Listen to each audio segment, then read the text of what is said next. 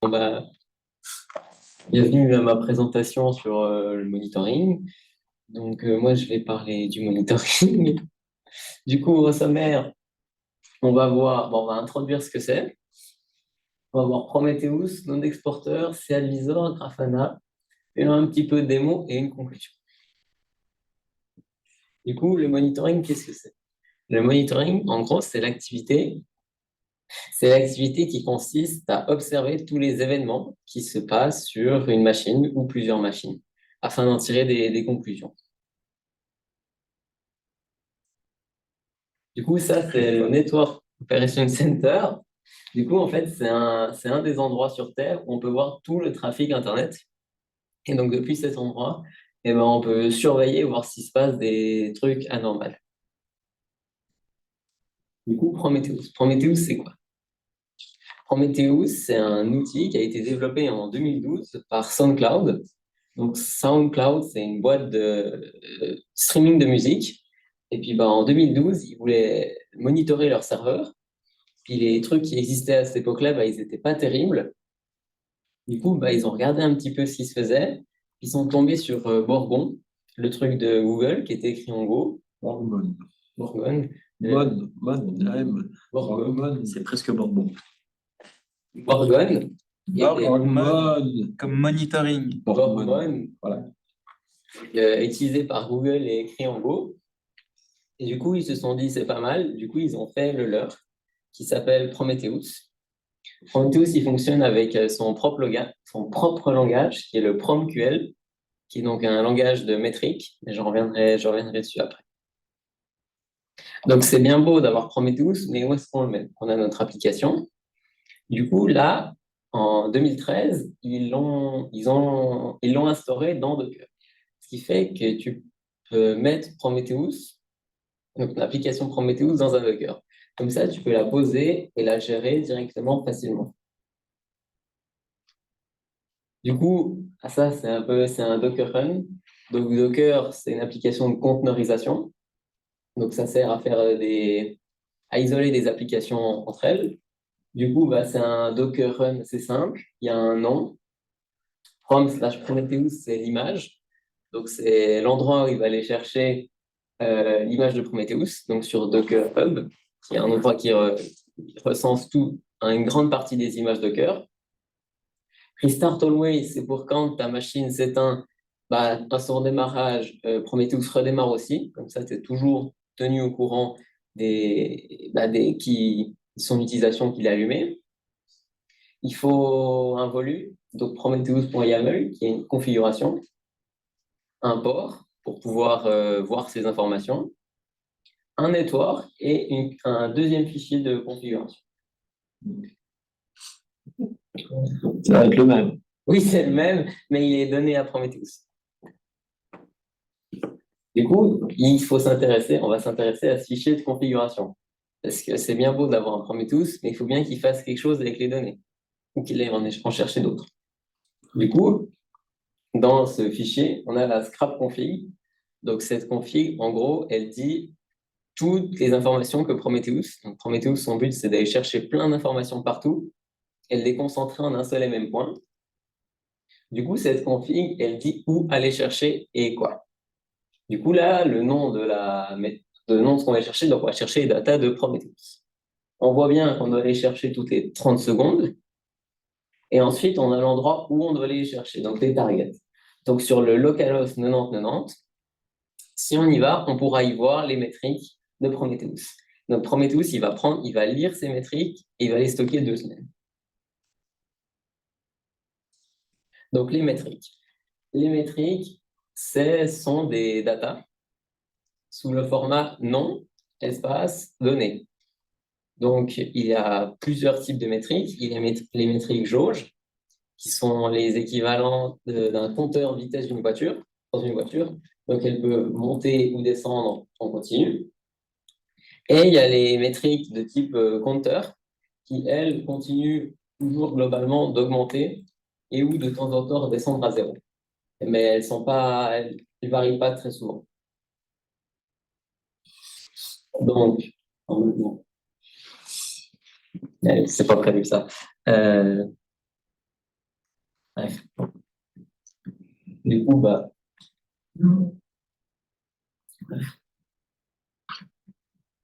Chat. Ah, qu'est-ce que j'ai fait? T'as fermé ta presse, là. Ah, c'est magnifique ça.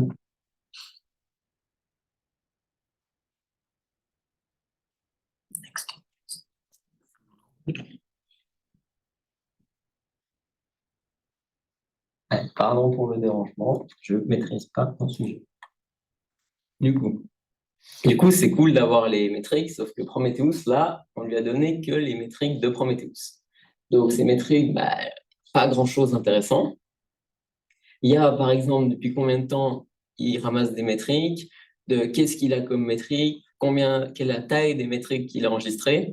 Puis ça, bah, pour monitorer notre serveur, bah, ça ne nous aide pas trop.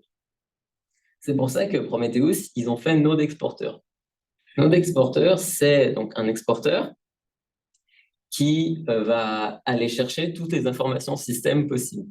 Donc, tout ce qui est CPU, RAM, stockage du disque, toutes ces informations-là, il va aller les voir et il va les prendre et il va les envoyer. Et enfin, Prometheus va aller les chercher et il va aussi les enregistrer. Du coup, il y a plus de 205 exporteurs référencés.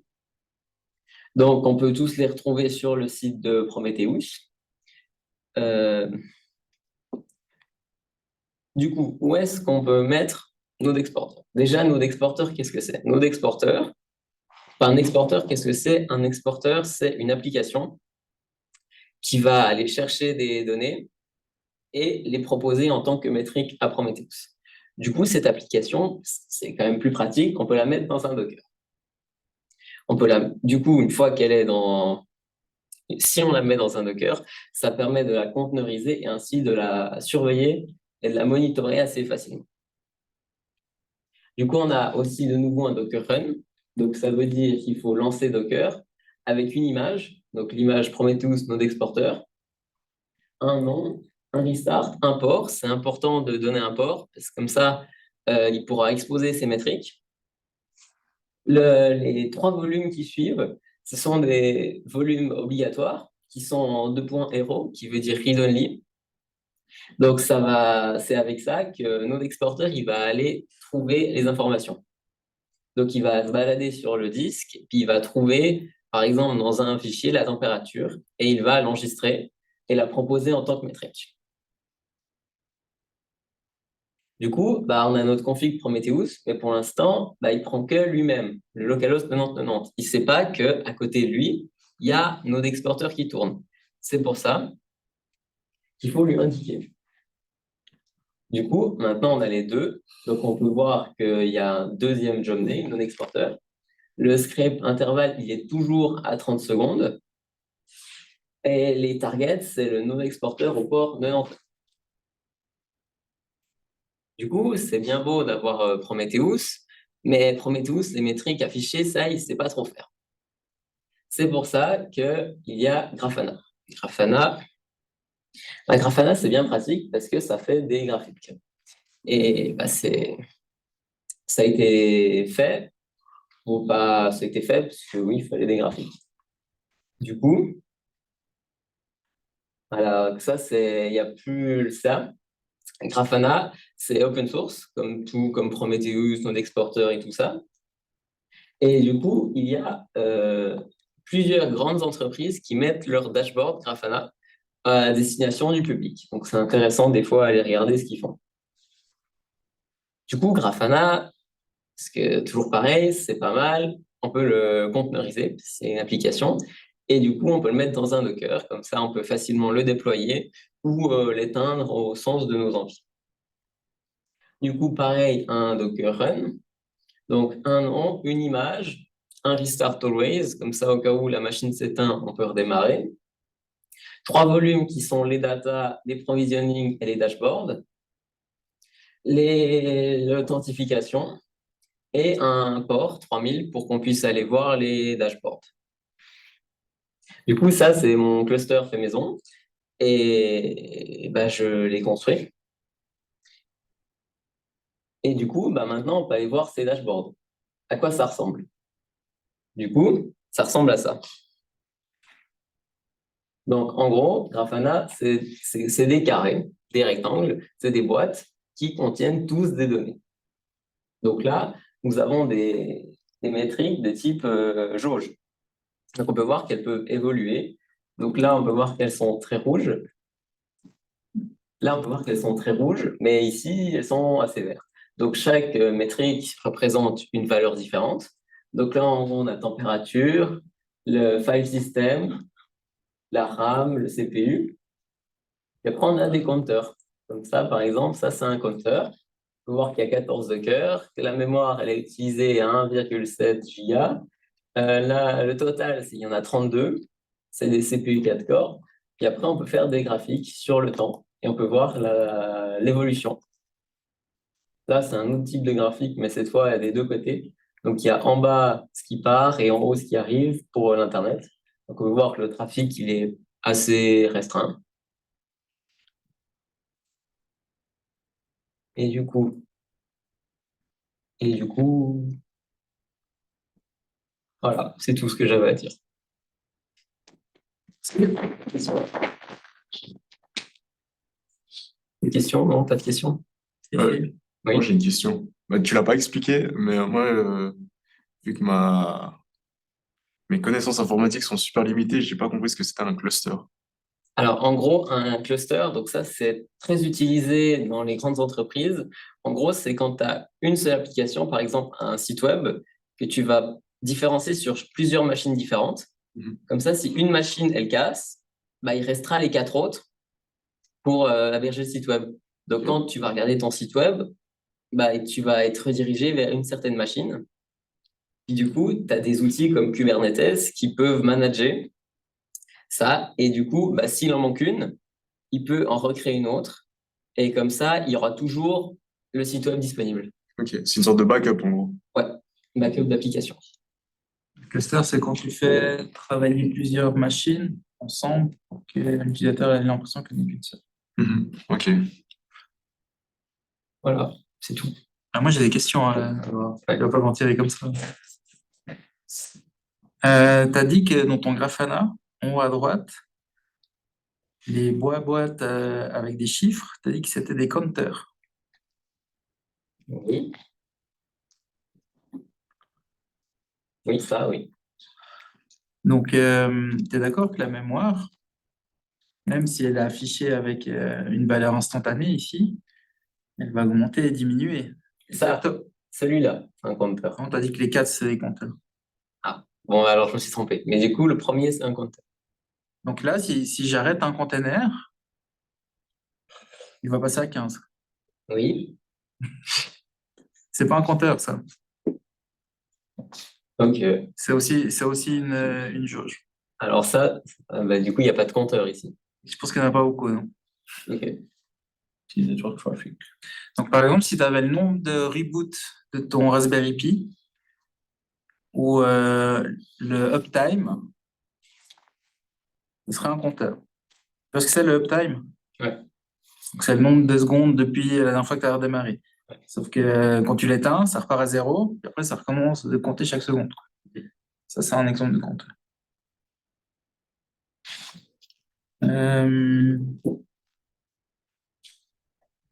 Je sais plus ce que j'ai. Tu peux me remontrer le. C'est pas dangereux de mettre comme volume tout slash? Non. Pourquoi ça serait dangereux? Bah, je sais pas, si quelqu'un a accès au site web, il peut pas aller voir tout ce que j'ai sur ma machine. Bah non, parce que c'est pas public.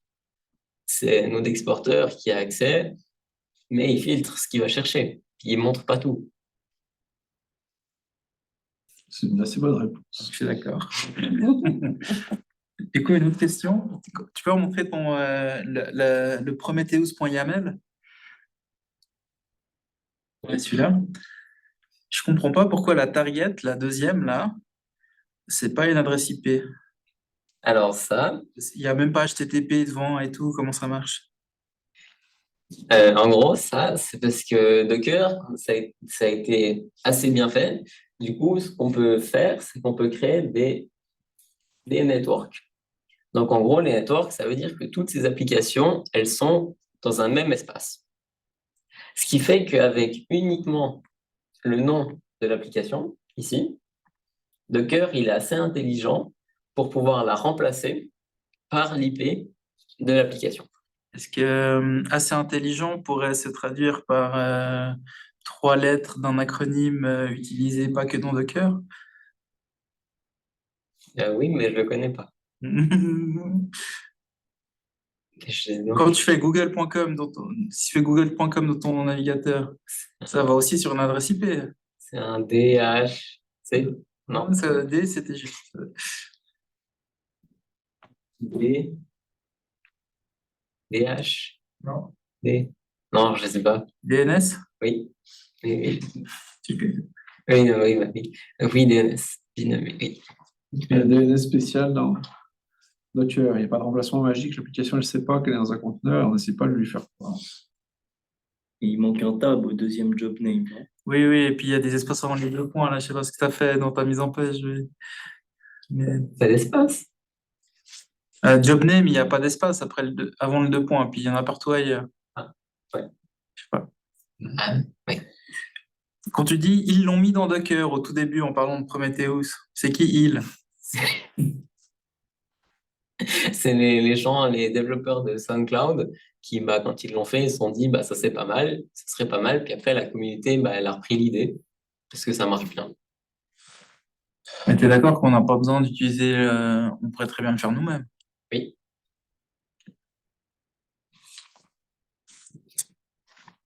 C'est bon, plus de questions? Je sais pas, il y a des questions en remote? Pas de questions.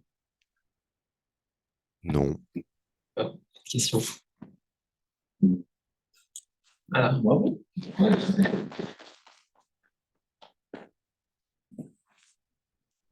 Daniel, tu veux y aller?